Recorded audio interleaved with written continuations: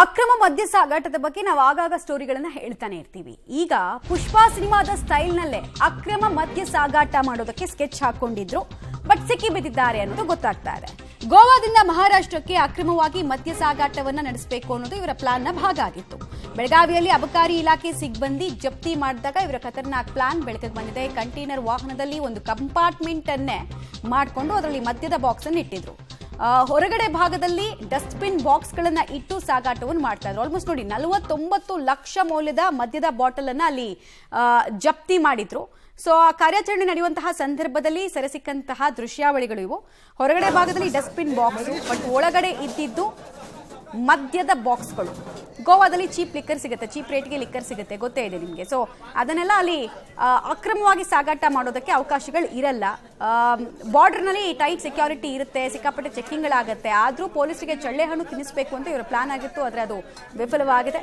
ಪೊಲೀಸರು ಕಿರಾತಕರನ್ನ ಹಿಡಿಯುವಲ್ಲಿ ಯಶಸ್ವಿ ಆಗಿದ್ದಾರೆ. ಅದಕ್ಕೆ ಸಂಬಂಧಪಟ್ಟಂತಹ ಬಾಕ್ಸಸ್ ಅನ್ನ ಕೂಡ ನೀವು ಗಮನಿಸ್ತಾ ಇದ್ದೀರಾ. ಎಷ್ಟು ದೊಡ್ಡ ಮಟ್ಟದಲ್ಲಿ ಅಲ್ಲಿ ಅಕ್ರಮವಾಗಿ ಮದ್ಯ ಸಾಗಾಟಕ್ಕೆ ಕಳ್ಳ ದಾರಿಯನ್ನ ಈ ದಂಧೆಕೋರರು ಇಟ್ಕೊಂಡಿದ್ರು ಅನ್ನೋದಕ್ಕೆ ಸಂಬಂಧಪಟ್ಟಂತೆ ನೋಡ್ತಾ ಇದ್ದೀರಾ. ಎಷ್ಟು ದೊಡ್ಡ ದೊಡ್ಡ ಬಾಕ್ಸ್ಗಳನ್ನ ನೀವು ಗಮನಿಸಬಹುದು. 49 ಲಕ್ಷ ಬೆಲೆ ಬಾಳುವಂತಹ ಮದ್ಯವನ್ನ ಗೋವಾದಿಂದ ಮಹಾರಾಷ್ಟ್ರಕ್ಕೆ ಸಾಗಿಸಬೇಕು ಅನ್ನೋದು ಪ್ಲಾನ್ನ ಭಾಗ ಆಗಿತ್ತು. ಹೀಗಾಗಿ ಇಡೀ ಗಾಡಿಯನ್ನೇ ಕೆಲ ಹಂತದ ತನಕ ಅವರು ಮಾಡಿಫೈ ಮಾಡಿದ್ರು ಅನ್ನೋದು ಕೂಡ ಗೊತ್ತಾಗ್ತಾ ಇದೆ.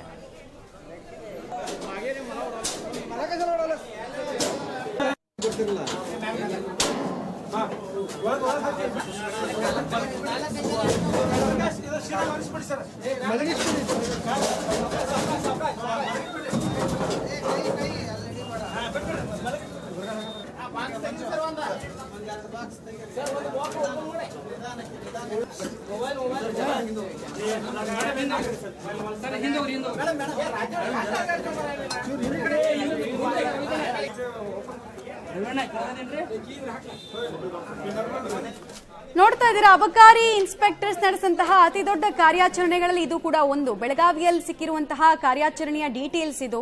ಕಾಸ್ಟ್ಲಿ ಮದ್ಯವನ್ನ ಕೂಡ ನೀವು ಗಮನಿಸ್ತಾ ಇದ್ದೀರಾ. ನಾನು ಆಗಲೇ ಹೇಳಿದ ಹಾಗೆ ಚೀಪ್ ಲಿಕ್ಕರ್ಗಳು ಸಿಗುತ್ತೆ. ಅಂದ್ರೆ ಕಂಪ್ಯಾರಿಟಿವ್ಲಿ ಬೇರೆ ರಾಜ್ಯಕ್ಕೆ ಹೋಲಿಕೆ ಮಾಡಿದ್ರೆ ಗೋವಾದಲ್ಲಿ ಲಿಕ್ಕರ್ ರೇಟು ಗಣನೀಯವಾಗಿ ಕಡಿಮೆ ಇದೆ. ಸೊ ಅಲ್ಲಿಂದ ಅಕ್ರಮವಾಗಿ ಮದ್ಯ ಸಾಗಾಟ ಮಾಡೋದಕ್ಕೆ ಪ್ರಯತ್ನ ಪಟ್ಟಿದ್ದಾರೆ.